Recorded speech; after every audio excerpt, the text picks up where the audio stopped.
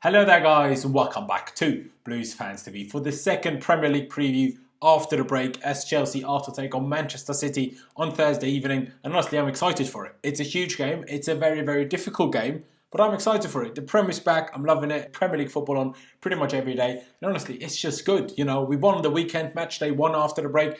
Literally couldn't have gone much better for Chelsea, could it? I mean, everyone bar Wolves dropped points, Leicester, Man United, Sheffield United, Spurs, and even Arsenal, although they obviously have no relevance to our fight for top 4, let's be honest. Quick news before I get into the rest of the video. Both Willian and Pedro have actually, on the last day where this was possible, signed an extension to stay with Chelsea until the end of June, so to finish this Premier League season with us. They didn't sign a contract extension for next season or anything. Don't you worry about it, because I know most people wouldn't be happy with that.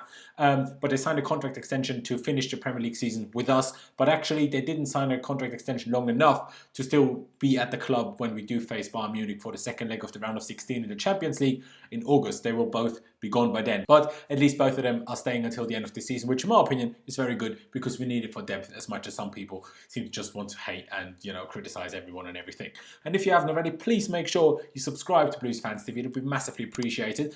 We're getting closer and closer to 100,000 subscribers, and every single one counts. So please make sure you do subscribe, and also drop a like on this video if you do enjoy our content. And of course, leave me all of your thoughts ahead of the game down in the comment section below. Let's talk about City later on, and let's focus on Chelsea right now. I'm recording this on Tuesday, by the way, so, you know, a day before you guys are actually seeing this. So if Lampard tomorrow in his press conference reveals some new injuries that I don't know about at this point, I do apologise, but make sure you follow me on Twitter. It's at Laos1507, because I will keep you up to date with all the injury news over there, so make sure you follow me. That'd be great. And before getting into the lineup that both I would go for and that I predict Frank Lampard to pick for the game tomorrow, let's talk about N'Golo Kante quickly, because he was arguably the biggest talking point in hindsight of that Villa game on Sunday. Now, as he, for the first time in a very long time, played part of the game at least as a sole defensive midfielder. And some people said that he was great. Others said that he was poor. And others said that he was decent, but if Jorginho played like that, he would have been slated like crazy. And in my opinion, in a weird way, all of those three statements are true, because defensively, he was good, making some good interceptions, blocking passing lanes really well, and helping our defence by just shielding them better than Jorginho can and better than Jorginho does. He was poor in the offensive phase, in my opinion. He didn't offer anywhere near enough angles to make the centre-backs, you know, find him comfortably, especially when we try to build from the back, making for some very scary moments from especially Rudiger, but also Christensen. And also, we arguably had more switch balls out to Alonso and also to the right-hand side than we might have seen otherwise if Kante just offered more angles. And I mean, I'm not going to say his general passing play was bad. It was all right. But anyone that says it was equal to Jorginho, sorry, but you're deluded. You know, if you think Kante is as good at passing as Jorginho is, you're just wrong. I'm sorry. But then coming to the fact that Jorginho would have been heavily criticised, or not fact, to the statement that Jorginho would have been heavily criticised for a game like that, let's talk through some stats really quickly. Kante gave away 10 fouls, got booked, only won 3 out of his 10 duels, and was dispossessed 14 times. And especially the last one would certainly never ever happen to Jorginho. Not once would that ever happen. I mean, the whole duels and foul stats is a little bit swayed because Jorginho at times is simply too slow to even get into a duel, hence why he can't foul anyone or can't lose a duel if you can't even get into it. So obviously, you know, Kante has that going for him. But the whole being dispossessed 14 times, that is just way too much. So, you know, Kante overall, in my opinion, was decent against Villa, but it's still not his best position. As much as some of you might think so, it's not. And, you know, if you don't believe me, just ask Gianfranco Zola. You know, he said it as well. So, you know, if you don't believe me, maybe you will believe him. But enough about that. Let's talk about the City game. And with all of what I just said, the biggest questions arguably are who starts in midfield because of the whole N'Golo Kante and Jorginho situation, and also who starts up front. But let's begin with the goalkeeper in my formation, who I would pick again on this side of the screen. And of course, in goal, it has to be Kepa Arrizabalaga, who, by the way, takes absolutely zero blame for that goal we conceded. And if you think he is to blame, again, sorry, but you're deluded. And then coming to the centre-backs, I would actually stick with the same two that started at Villa, even though especially Christensen was disgracefully poor for the goal. He's, in my opinion, more press-resistant than Kurt Zouma is, and the same goes for Antonio Rudiger. So I just think those two are the best partnership to play against Manchester City, simply because they will press us. And, you know, our centre-backs need to be press-resistant in this scenario. But for our full-backs, I genuinely just don't know who I would start myself. I just don't know. Aspie, of course, yeah, he will start. That's obvious. But who should be the other one? I mean, Reece James was so bad when he came on against Villa on Sunday. But, you know, in general, he's obviously very good. And his biggest trump is that he usually improves our attacking play so much. But is that what we need against Man City? I'm really not sure. So maybe Marcos Alonso, with more experience, is the better shout. But at the same time, experience or not, Alonso is so slow, City swingers would likely ruin him.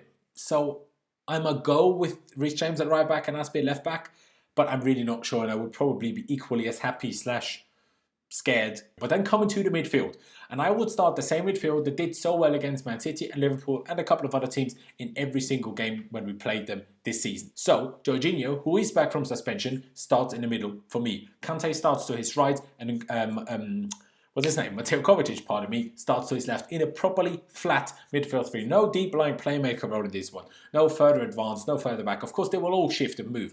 Sometimes Jorginho will lead the press. Sometimes Kante will. Sometimes Kovacic will. Sometimes, two of them will move up the pitch when we try to attack. But in general, there will be a flat midfield three with no deep line playmaker, no most defensive, no most attacking. As the game goes, also depending on the score, of course, bring Ruben Loftus-Cheek on for Kovacic or Jorginho, as well as Mason Mount at some point, just to get some more, more drive towards the opposition's box, more creativity, more, youth, I guess, more movement and stuff. Bring that on as the game goes on. But I would start with what I just said. But then coming to the wingers, in my opinion, Christian Pulisic simply has to start. Just deserves it after changing the game completely on Sunday. And also his work rate and pace are ideal for playing a team like Manchester City with the style that I'm expecting, and I think we should implement against Man City. On the other side, though, on the right-hand side, so even if Hudson-Odoi might be fit again, I'm recording this the day before the press conference, so I'm unsure, even though Lampard said he should be fine for the next few games.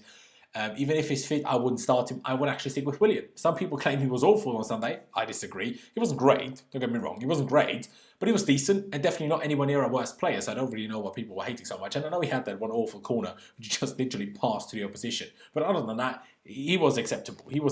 And then coming to the striker, I again don't know. A bit like for the fullbacks. Giroud did really well and scored the winner, on Sunday. And Lampard said he deserved to start because of how well he trained. And if I have to trust Lampard on that. I didn't see them train. I only saw one game, so I have to go by that a little bit as well. And arguably, Giroud's height and link-up play could be very, very useful when hitting on the break to play in the fast wingers like Willian, like Pulisic, possibly like Ruben Loftus-Cheek or Mason Mount once they have come on the pitch later on in the game as well. That could be very, very useful. But then again, if we do hit on the breaks by the wings rather than down the middle and then playing it wide, his lack of pace could be a major reason why we don't score from any of those, breakthrough situations, simply because he doesn't arrive in the box quickly enough because he's very slow. So, there's pros and cons. But actually, I would start Olivier Giroud in this one. As much as that will shock a lot of you that it comes from my mouth, I would actually go with Olivier Giroud, but I will say I would bring Tammy Abraham on a little bit sooner than he did on Sunday. But of course, again, obviously all depending on the score at the time. Although, in all of that said, you can make a very strong case for Mason Mount starting because he was very, very good on Sunday and would probably deserve to start just on performance. But I just don't know where. I want the flat midfield three, and I don't want him on the wing. So where do I put him? I can't really do much. So this is my lineup that I would go for over here. And as for Lampard, which you will see over here in just a second, I'm expecting pretty much the same thing, bar one change. Pretty much the same thing. The same flat midfield three. You can see it now. Kepa in goal, centre-back partnership of Andreas Christensen and Antonio Rudiger. But then the main change, or the only change, Azpilicueta at right back and Marcos Alonso at left back, which even I'm, in my formation, not even sure whether I would actually want that, or might not even prefer that or not. But that's the only real change, actually, because the midfield three, I expect to be the same. Jorginho in the middle, Kante to his right, Kovacic to his left. Then a front three of Pulisic, Willian, and Giroud. There might be Mount, especially with Lampard. He loves Mount, and, he really praised him for his performance against Villa. So there is a good chance he starts Mount. But in all honesty, I just don't know where. Like I said, I don't know where. And I don't really fancy him on the wing. And it would be very harsh to not start Pulisic, in my opinion. And does he start Mount instead of Willian? I don't know, honestly. I don't know, but I wouldn't be surprised at all if Mount does start. But talking about our approach to the game, well, it will be difficult. Obviously. But aggressive pressing, major movement off the ball, quick forward passing, and 100% concentration, 110% concentration defensively will be the main keys to getting anything out of this game, alongside being clinical, of course, which is always our major issue. Even against Villa, to some extent, it was our major issue. Because I'm confident that we can create against Man City, even if neither Arsenal nor Burnley could. It's just a question of whether we can take those chances and if we can stay defensively solid enough to keep them out. But like I said, it will be tough.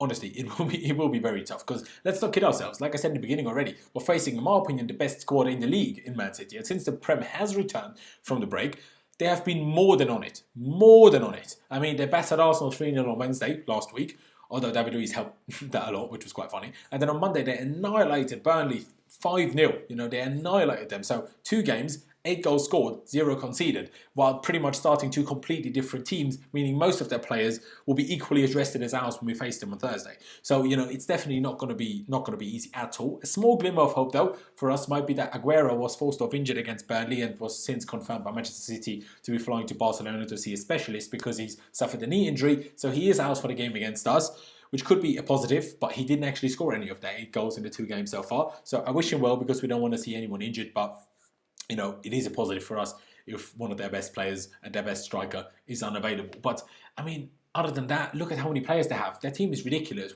Whether it's Sterling or both of the Silvas, De Bruyne, Mahrez, etc., etc., etc., they will all cause us problems. But I still believe that if we can somehow contain those problems, we can be a danger to them as well, because their defensive midfield and defence is good, but nothing unbeatable.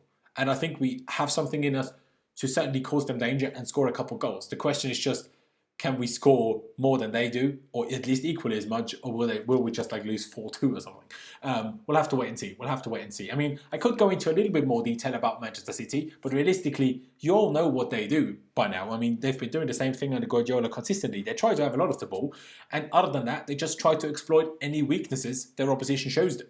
You know, for them, it's totally irrelevant whether they have to attack down the flanks or down the middle, whether, you know, with crosses or tiki-taka passing, with shots from distance or walking the ball into the net. They're capable of all of those things. So, you know, if we decide to park the bus down the middle, they will just come at us on the wings, and then De Bruyne will play out wide a lot more with his unbelievable crossing, and we will struggle with that. If we, you know, try to be balanced, they will try to be balanced. So it's very difficult to say this is what Man City do, because they do whatever the opposition allows them to do, and they always find a way. I say always, maybe not always, otherwise they wouldn't be 20 points behind Liverpool. But still, you know, they pretty much always find a way, and that's why I think there's not that much point going into more detail, because if I went into all the detail, I would be here for another 2 hours. So, you know, that is a little bit tricky. But in the end, I will stay positive and give a score prediction of a 2-2 draw, which would be a result that I personally would obviously be happy with. Not over the moon, of course, but I would be happy with that, because I do think that we can beat them, and that would be insane. I would be unbelievably happy. I would be ecstatic, right? But personally, I see that as rather unlikely. I think a draw would be a good result for us. We'll just have to wait and see, I guess. But to be honest, that has really been it from me. I do hope that you enjoyed this video. I really do hope that you did. And like I said in the beginning already, please make sure to subscribe. We're on our way to 100,000 subscribers. We're edging ever closer. Honestly, the last few days, you guys have been brilliant. More and more subscribers have come in. So honestly, we do appreciate it. For anyone that is still new, please subscribe. Be massively appreciated. Drop a like on this video, on this preview, if you enjoyed it. And drop a like if you're excited for the game against Manchester City. And like I said, leave me your thoughts down in the comment section below. Your score predictions, your predicted lineups, your thoughts on my, you know, both predicted lineup and the team that I would go for. All of it down in the comment section below. But in the end, thank you guys for watching. Really do appreciate it. Up to Chelsea. Super excited for the game against City. And I'll see you when I see you.